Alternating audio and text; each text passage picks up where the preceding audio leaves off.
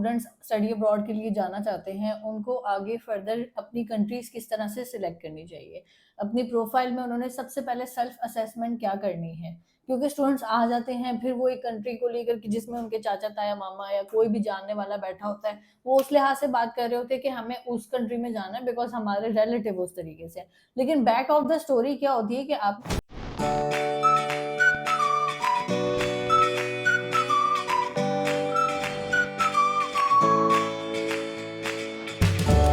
अस्सलाम students, my name is Atika Gill and I am the CEO of Ages consultant. आज video में हम बात करेंगे कि जो स्टूडेंट्स स्टडी अब्रॉड के लिए जाना चाहते हैं, उनको आगे फर्दर अपनी कंट्रीज किस तरह से सिलेक्ट करनी चाहिए। अपनी प्रोफाइल में उन्होंने सबसे पहले सेल्फ असेसमेंट क्या करनी है, क्योंकि स्टूडेंट्स आ जाते हैं, फिर वो एक कंट्री को लेकर के जिसमें उनके चाचा, ताया, मामा या कोई भी जानने वाला बैठा होता है, वो उस लिहाज से बात कर रहे होते हैं कि हमें उस कंट्री में जाना है बिकॉज हमारे रिलेटिव उस तरीके से हैं। लेकिन बैक ऑफ द स्टोरी क्या होती है कि आपने जब भी अपना कंट्री सिलेक्ट करना है, बहुत सारी चीज़ें उसमें फॉल करी होती हैं और फिर उस हिसाब से प्रोफाइलिंग होती है।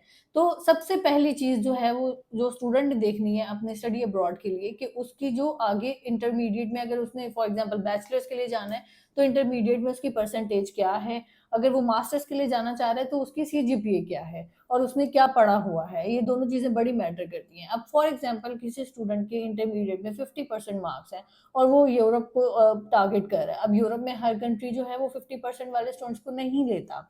60% चाहिए होते हैं। मोस्टली जो शेंजन ज़ोन की कंट्रीज़ है, साइप्रस 50% वाले को ले लेता है, जो कि मुझे लग रहा है आगे ये भी थोड़ा-सा सख्त होगा। अगर हम जर्मनी की बात करते हैं, उनका क्राइटेरिया डिफरेंट है, 60% मार्क्स वाले स्टूडेंट ही उनको भी चाहिए होते हैं और सो ऑन। अगर हम इस तरह से जो अच्छे कंट्रीज़ जो यूरोप में टारगेट किए जाते हैं, जिसमें फिर माल्टा भी कह लें, फिनलैंड कह लें, तो यहाँ पर लो परसेंटेज वाले स्टूडेंट को वो एक्सेप्ट नहीं करते।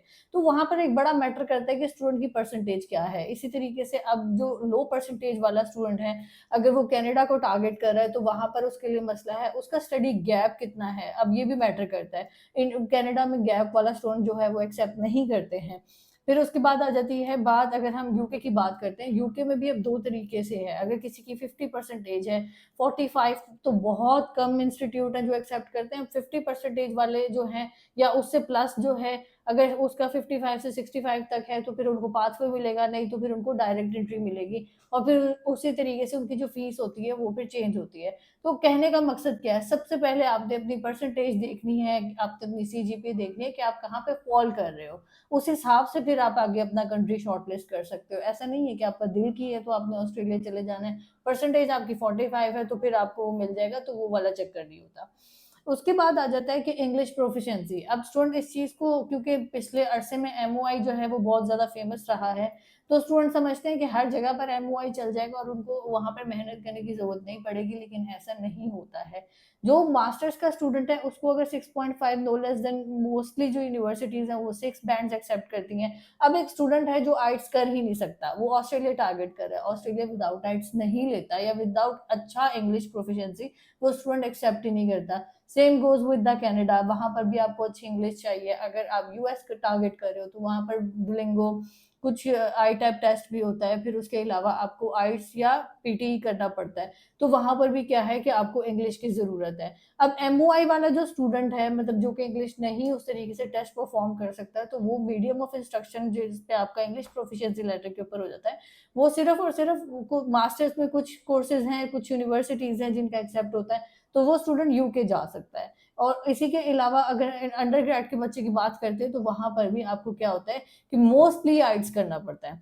तो आइट्स एक बहुत मैंडेटरी एक वो है। अगर हम शेंजन ज़ोन की बात करते हैं, तो जो अब जर्मनी जो जा रहा है स्टूडेंट, उसको जर्मन लैंग्वेज की रिक्वायरमेंट होती है। ऑल्दो मास्टर्स के स्टूडेंट को वो लोग नहीं मांगते उस तरीके से। कुछ यूनिवर्सिटीज एमओआई वगैरह जो है उसमें भी एक्सेप्ट कर लेती हैं कि लाइक उनको उतना हैवी इंग्लिश प्रोफिशिएंसी नहीं चाहिए होता, लेकिन फिर भी उधर भी हम लोग यही फोकस करते हैं कि आपको आइट्स अगर होगा तो आपकी प्रोफाइलिंग अच्छे तरीके से हो जाएगी।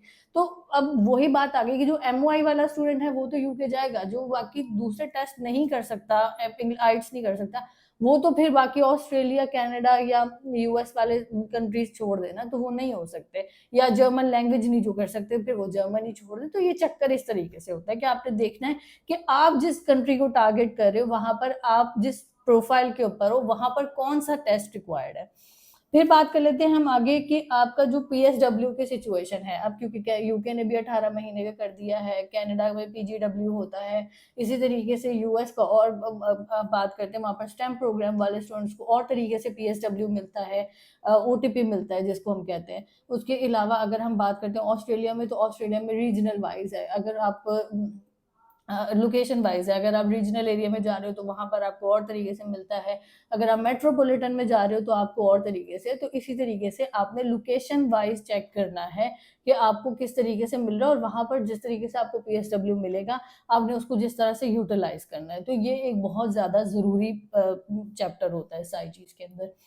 फिर उसके बाद हम बात करते हैं कि आपके जो फाइनेंशियल्स होते हैं। अब फाइनेंशियल्स दो तरह के होते हैं, एक तो है कि आपने यूनिवर्सिटी की फीस पे करनी है, और एक है कि आपने जो आपके जो पूरे जो आपने दिखाना है कि आप अपनी जो फंड कैसे कर रहे हो अपनी स्टडीज को। तो दो तरीके से, अब ऑस्ट्रेलिया की पूरी जो जीटी है वो डिफरेंट है, उस पर बहुत ज्यादा मेहनत करनी पड़ती है। अगर स्टूडेंट वो दिखा सकते हैं तो फिर तो वो ऑस्ट्रेलिया जाएगा, मतलब कि अब 3 मंथ्स की बैंक स्टेटमेंट मेंटेन रखनी होती है, 6 मंथ्स की रखनी होती है।